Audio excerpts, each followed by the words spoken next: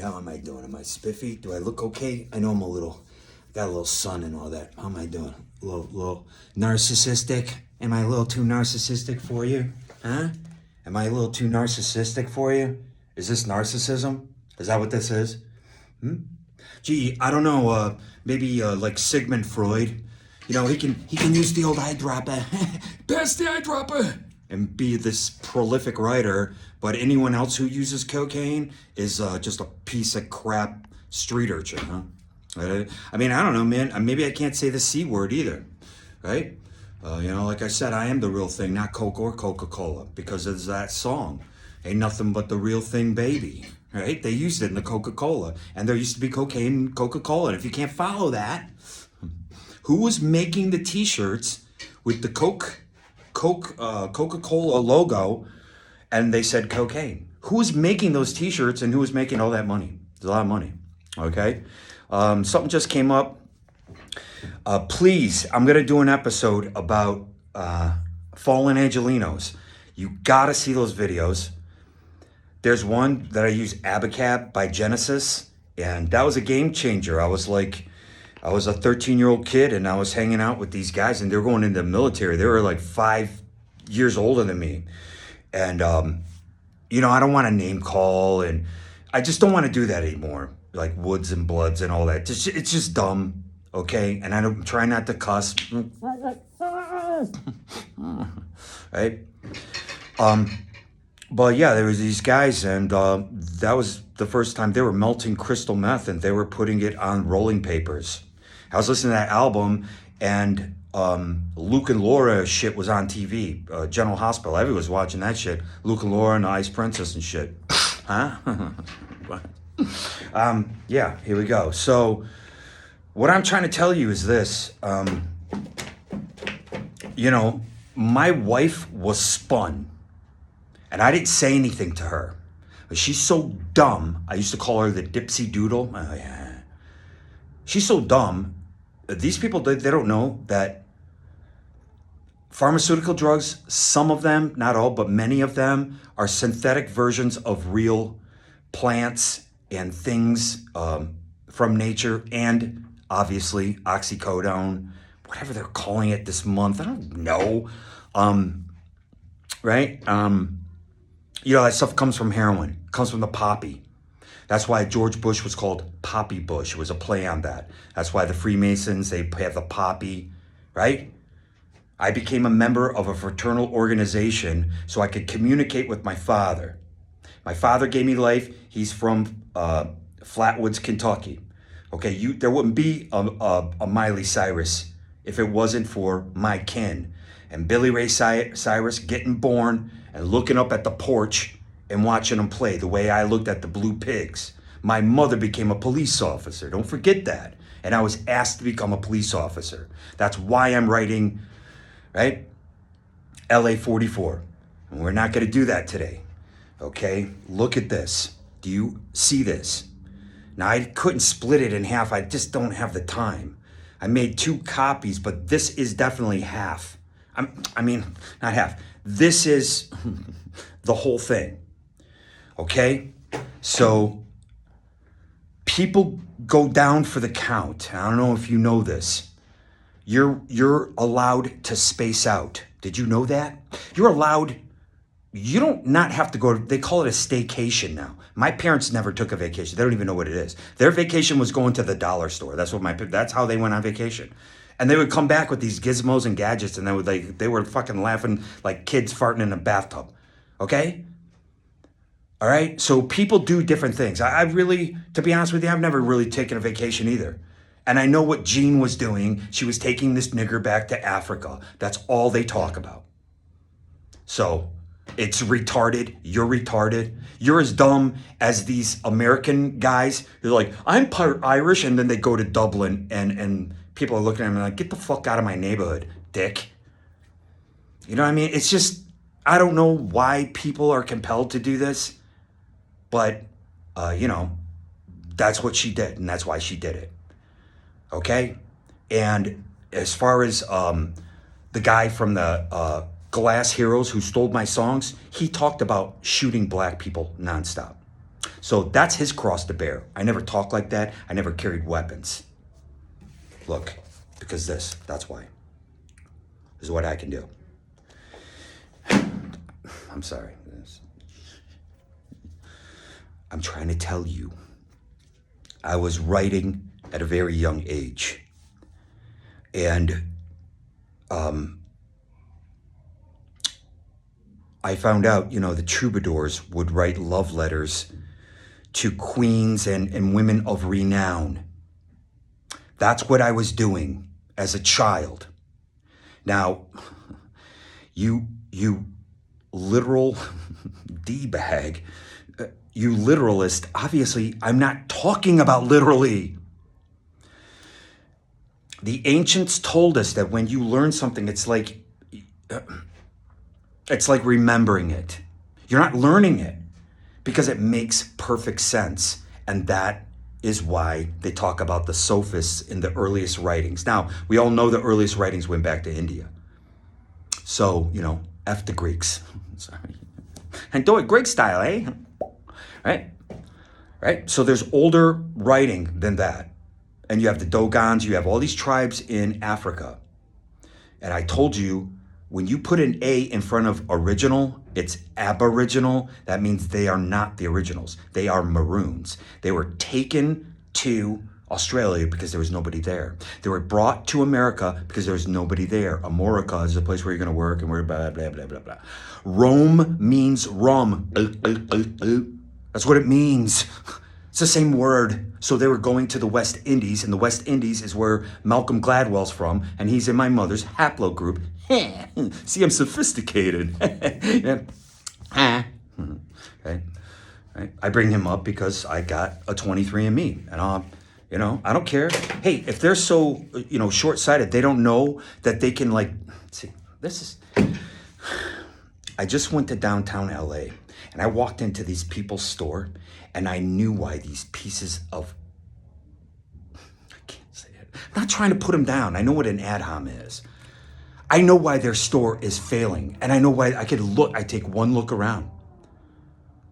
I take just one look and I'm just like, okay, first of all, your pizza's garbage.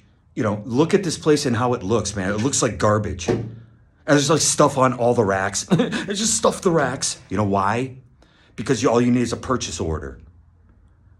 And they don't have to pay for it. You send out a purchase order. If you know how business works, then you would know this, right? And I also know that, I'm going to tell you a story. I want to get to this, but so I also know that they left a bait car out for me, okay? I was in Las Vegas. I told you, when I was working as an actor, and this is before I shook Francis Ford Coppola's hand and went on this trajectory, this journey that I went on, to write my version of Really the Blues and, get back in the van. Everybody wanted to write the great American novel. Ethan Hawke, the reason why he had us down there was because he was going to make that Kerouac thing with Ethan Hawke, Winona Forever, of course. And I don't know, that new kid on the block, whatever his name is. He's big now. He reminds me of Robert Redford or whatever. Anyways, Johnny Suede. So Francis Ford Coppola was going to make that. So I just went down there. He shook everybody's hand. He didn't just shake my hand. He shook everybody's hand. I was like, okay, fine. So I took our stuff, and it's in a banker box somewhere in his archives. Just like Stanley Kubrick has archives. They all have archives. When I was doing art handling, I dropped off some stuff for Scorsese, for his archive. So he's saving films. And if there's anyone at NYU, if you remember me, my name's Gordon Eyes. I don't know if you're going to remember me. I did a lot of films for you guys. So if you have one, be good to see it. I don't know what you got, what you ain't got. It's a machine. And they don't care. You know what I mean? They don't care. So anyways, they left a bait car out for me in Las Vegas in the, what do you call it? In the Luxor, the one that looks like a, right? And they left a bait car out there for me, so I took it. It's like,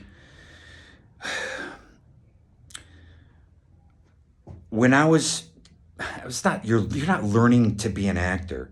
What you're doing is you're studying and you're also doing scene work. Okay? You're studying, you're doing scene work and all this kind of stuff. And you're just taking in all this information like I still do today. And then I develop my style, my method, and I developed that based on what Bill Macy, they call him William H. Macy, whatever, what Bill Macy said and a bunch of other guys there.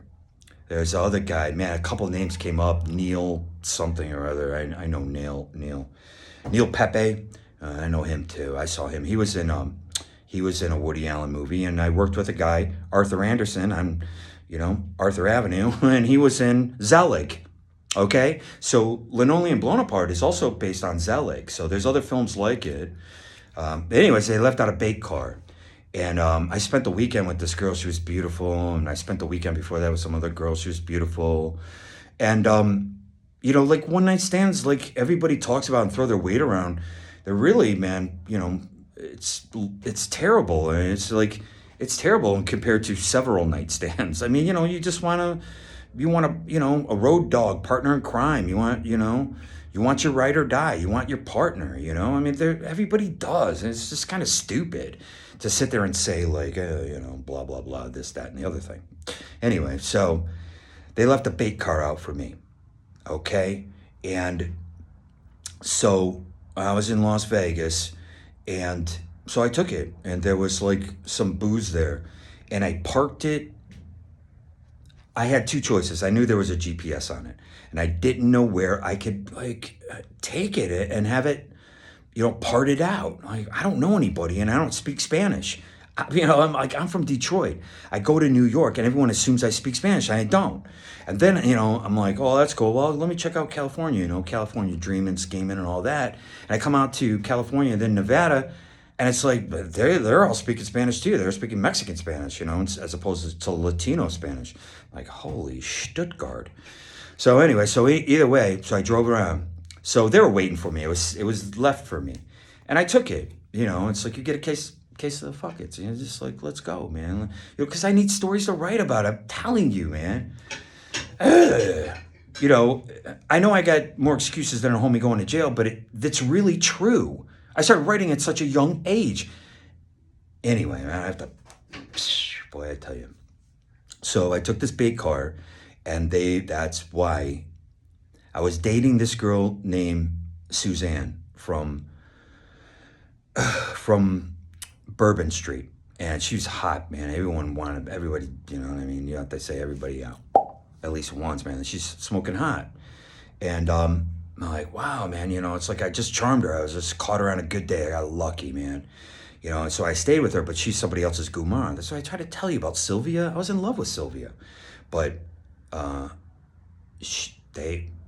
they're somebody's gumar. And this is just a fact. And I don't care how Sigma you are, and I don't care all this BS. Women have other guys, and it is just a fact. And that's why they say they stay 10 steps ahead of us, because when we're dating them, they're eyeballing their next prospect. I'm just telling you, man. I know about prospecting and shit like that. You know what I mean? Like biker shit and all that. It's like, hey, man, it's like the women do the same thing. They do the exact same thing. So I'm just telling you. So she was somebody's guma, and I was dating her. And so she was told to keep all my stuff, and that's what she did because of the domestic that I got. The other one, where I was really in love. After that, I never felt love again until, again, you want to build that love. But again, I was in love with Lana, and she was just like my mom. And then, I love Vanessa too. She was just like, man, she was a wreck. And I'm like, damn it. And so I hooked up in between, but I was really in love with, anyway, whatever. So me and Suzanne were together, but it was just like, listen, all hail. The guy just died too. I feel bad. He's a former cop too. He wrote The Onion Field. I saw The Onion Field in 1982. And it was the same years that I was getting into punk rock. I love that film. I didn't read the book, but I'm a film guy. I don't really give a shit about the book. So The Onion Field, all hail. That guy just passed away. It was a game changer. That movie is amazing. And so they talk about the Day of Wine and Roses. Isn't that one? Oh no, it's the guy's. He's in the Onion Field. In I made a mistake. Yeah, that movie I always love with Stacy Keach. I was talking about.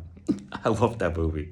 Anyways, they're in an onion field and he's doing day labor and he talks about the days of wine and roses. But that just got me thinking about the Onion Field, the movie. Anyway, that's based on the book. Fat City. And Fat City, I always talk about. Sorry, man, I just love the film. Check out my list, please. Just look at it. Just look at my playlist. It's called Cinematic Expressions. Just look through there, man. You'll find some great stuff. Out of the Blue and stuff like that. I mean, Fincher knows all about it. I was working at Propaganda Films, buddy. Okay? Steve Golan, where are you? Stephen Dickstein, where are you? I know some other people too. I'm not going to say their names because he's this fucking asshole. Anyway, so she had a guma. She was the guma. And Suzanne, and I left the car parked there. And I stole it was an SUV. They were waiting for me. They had a pack of cigarettes. And I'm like, thank you. And it was Jack Daniels. There was a pint of Jack Daniels, and I drank it. And I called this girl who I had a weekend with, and I'm like, man, I should drive out. I go, I got a vehicle I can drive. I could have picked any direction.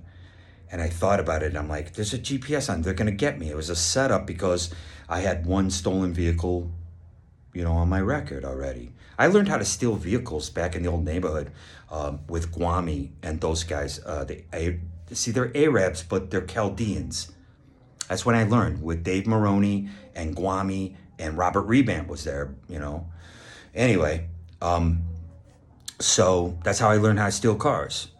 You just fucking put a screwdriver in it. They do it to this day, the Kia boys. It's like, they don't give a shit about jail.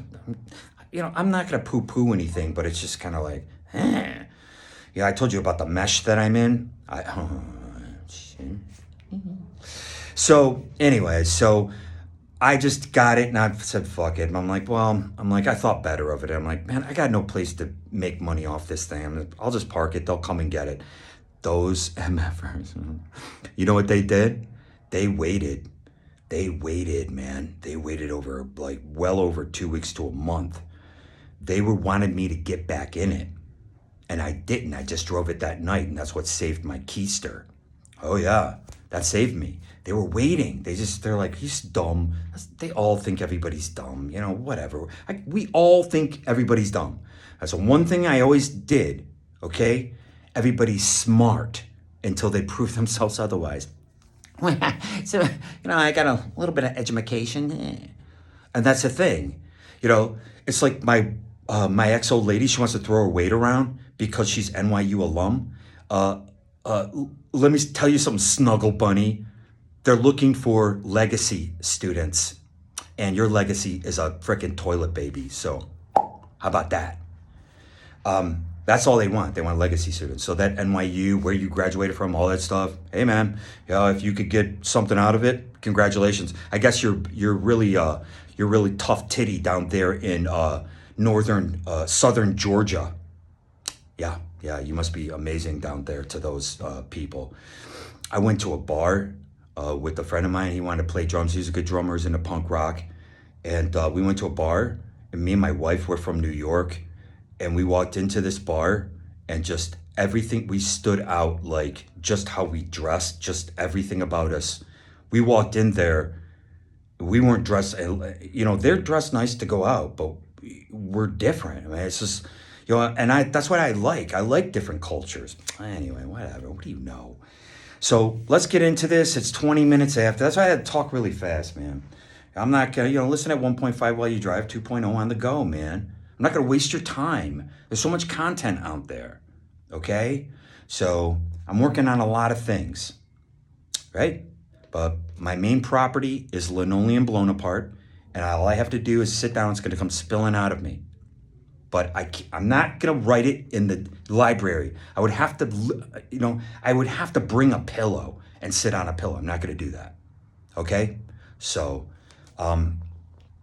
this is what I wrote Okay, so allegedly Robert Reband's dead and all this stuff. And he's like, oh my God, I got tattoos, but I'm so fake. They act like women. And I will throw down. I'll throw down. I will. Make no mistake about it if I see any of these phonies. I keep telling you that, man. I'll throw down, man. You know? That's what the guy said upstairs. That's what he says. He goes, take it outside. It's as simple as that, man. Oh my God, no, I'm going to have my guy run game on your guy. Oh my God. Ugh. So, I was using Sigmund Freud's study enhancer, okay? And, then I moved out. And I was like, well, before I move out here, you got to be clean and sober because you got to be able to handle it. They were in my shit. They were all in my shit, all in my car. They were all in there. They accelerate the algorithms and they can cause car crashes. Yeah. And you got a bunch of morons doing this stuff. I've seen these guys. I've seen these FedRap guys. Not the guys in the yard I'm talking about. The other ones that come. Remember when Dan Aykroyd talked about the Men in Black? I would never doubt him because there were Men in Black. That was the cigarette smoking guy from X-Files. Like that archetype. You know what this archetype is now? Oh my God, take a look at Zero Hedge. Take a look at some of these people. I mean, no offense. I mean, it takes all kinds to make up this world. I get it. But they're little kids, little children, people straight out of college, showing up in places. Why do you think I cut my own hair? I can't go anywhere where they're going to show up, man. And it's like, I told you, it's the crowning of the child. That's what I'm trying to tell you. I'm not trying to offend anybody. And I'm not anti-anybody because we're all born equal under unequal circumstances, right? Take a look at the song Money by Pink Floyd, right? Oh, I think I need a Learjet now, right? It's like, you got this mansion right up here. You're always going to want something. That's why the Messiah is always going to come. The Mashiach. Because every generation's harder, smarter, better, faster than the last one. All right, guys, damn it. We're going to have to go long, man. I'm tired of this. I'm exhausted. What do you do all day? Nothing. No, I get up, I work out. I have a routine. I get up at 5 o'clock in the morning now, but man, for a while, man, I loved sleeping until like 7. Oh, I used to love it. And then I would get here at 9 and everything was open. All of a sudden, I up the game and, whatever. All right, so I wrote this, guys, in a motel room in Little Detroit. I call it Little Detroit. That's Warren Tattoo Crew territory. A Warren tattoo is not a tattoo. It's when you have a bruise, when you have a shiner. That's what a Warren tattoo is. Oh my God. I got so many stories to tell you. So I wrote this. This is what I wrote. Okay? And, that's why it's part of the mesh a little bit because they want to steal it. Because they know, like, if you're a creative person, that they got to light a fire under your ass and get you to do something. But let me tell you something. Back off me, man. Back off.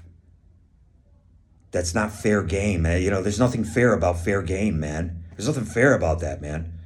Oh, pass it off to DEA. Then it's FBI. Then it's some guy from the CIA. What's his name? Yeah, I'm going to go after him too. Bro. Man. It ends here. This is where it ends. Right? Death or glory. Right? Oh, yeah, man. Lumbee is the last people to get their recognition.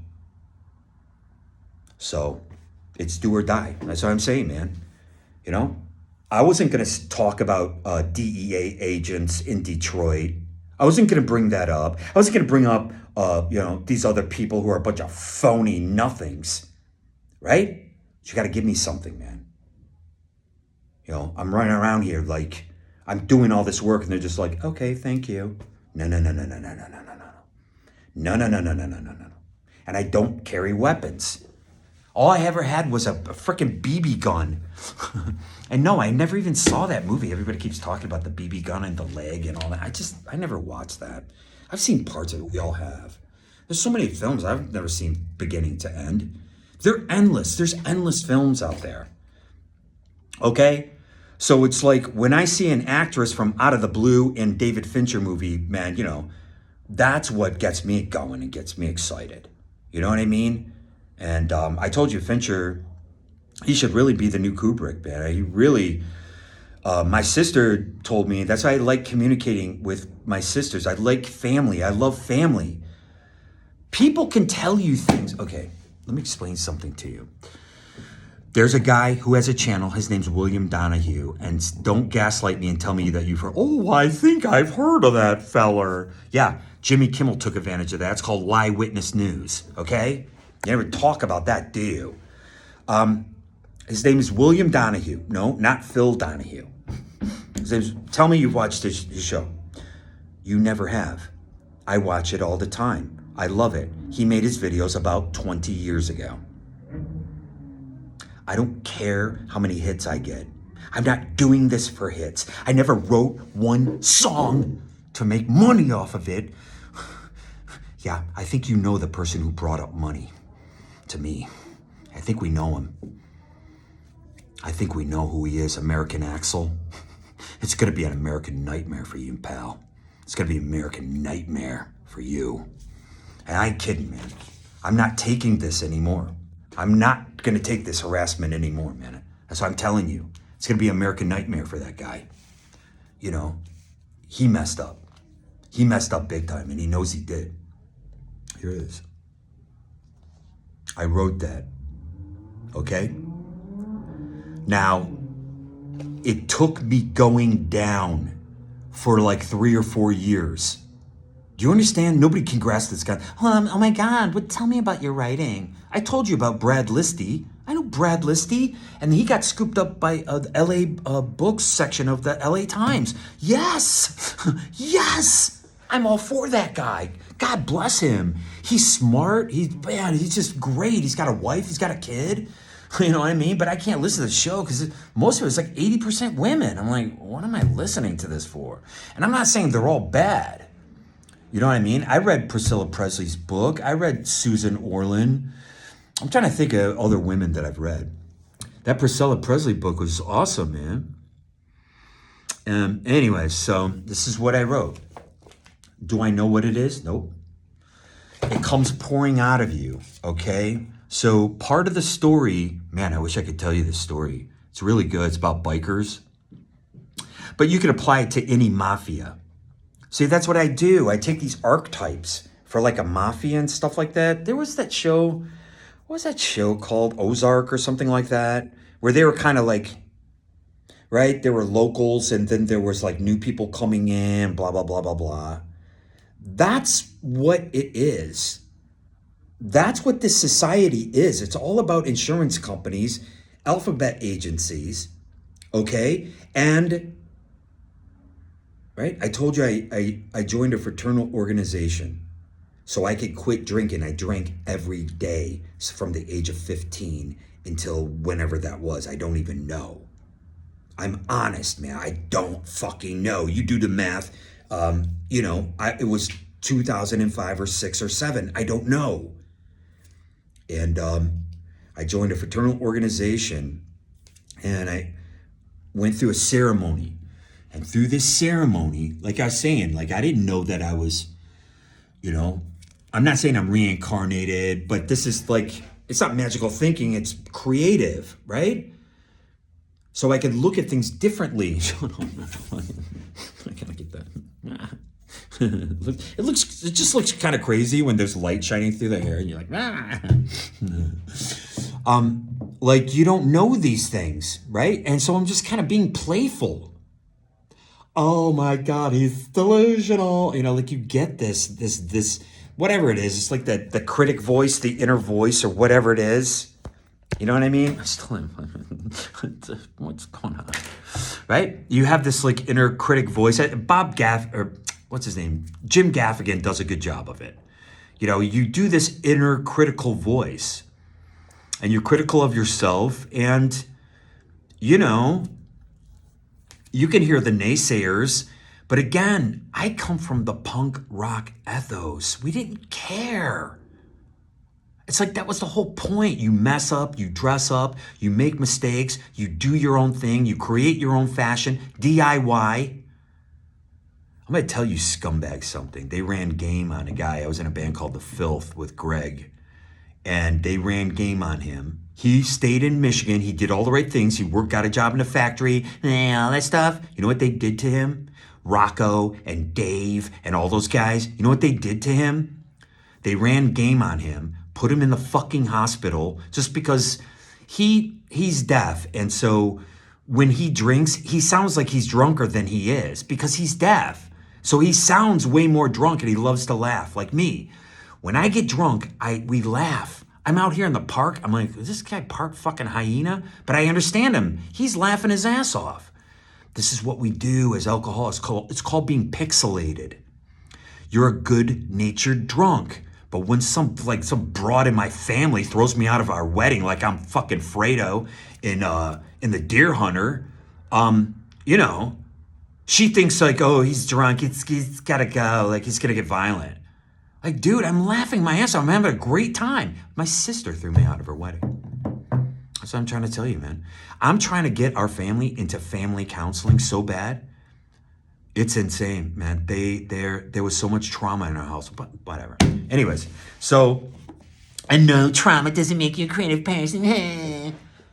Listen, the rules are, there are no rules. Man, I remember that from the Malachi Crunch. And don't ever forget, our guy, George Lucas, created the Fonz and all those characters. Happy Days and Laverne and Shirley wouldn't have been on TV if it wasn't for George Lucas.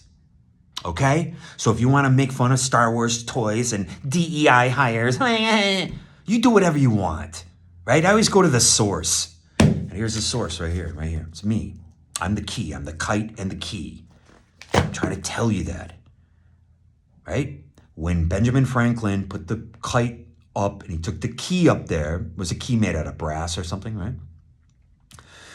I could sit down because kite means turkey, and turkey, another word for kite means turkey, and he wanted the turkey to be the national bird. And you can make all these connections to, well, like, how did they come up with this fable? My father's name is Thurman. What does it mean? It means thunder, right? His father died when he was 13. My father stopped communicating with me when I was 13. He did the same thing his father did, basically. But he was still alive, right? There's no, like, you know what I mean? Like, I had to forgive my father, so I joined a fraternal organization in order to do that. And I went through a ceremony, and I did, and it was perfect. I ended up quitting drinking. I got married. Like, my life changed, like, overnight. It was a ceremonial magic, and I understood it because I went to church. It's part of church, right? It's the exegesis that allows you to create another denomination. You're not allowed to do the eisegesis, which is what they used on the Manson debacle. It's fake. Other people use the other, like, they're like, listen, I love Tarantino. I'm a Tarantino man. And Avery. All he had to do is read Ed Sanders. If he's never read Ed Sanders' book, I read Ed Sanders' book in the 1980s. That's all I'm going to say. People like my friend Greg, he, from The Filth, he read Ed Sanders. He knew who Ed Sanders is. If you don't know who Ed Sanders is, you got no business being on my show. First of all, go tune out. You can unsub. Get lost. I don't care. You know, if you're here to be interested and learn, great. My buddy Greg had that. You know what they did? They ran game on him. They put him in the hospital. They broke into his house. I know Greg. They stole everything. Guess what? It was all punk rockers. The same ones who were cranking the algos on me, on my phone, when I left my wife, 2017, Full Tilt Boogie. It was all these punk rock kids. I know who it is on the set of Abacus Fell. I know who it is. You try to think that I don't. You know, hey, man, if you want to snort a couple of bullets or something, they come out the back of your head, that might happen too. Could happen to all of us. Right? DEA agents in Detroit, you know, who like to run game and all that stuff. Could happen to all of us, man. Right? That's why I don't torture people. And I was in love with Lana, you pieces of shit. Yeah, like you'd know anything about it. So they stole his everything. Sorry, I got to let you guys go, but if they sold what they stole from Greg's, I sold my record collection. I got $3,000 from Car City Classics. And that was in 93. I got 3,000 fucking dollars just in records that I had. That's how I had a record by Aleister Crowley. I also had a first edition of The Great Beast by John Simons about Aleister Crowley. I had a double groove record by, check out Magic and Me. It's a great channel. Anyway, Jason Louv. I've known about him for years and years. I'm so glad he's very successful. He's great. His library, Manly P. Hall was murdered for his library. There's another murder for you. I could keep going and going, guys. Look at all this. What do you want to see? Look, there's writing everywhere. Look, they're all written. They're one-sided. There's nothing on the back, obviously. Look. It's all stories. And I wrote this in Little Detroit.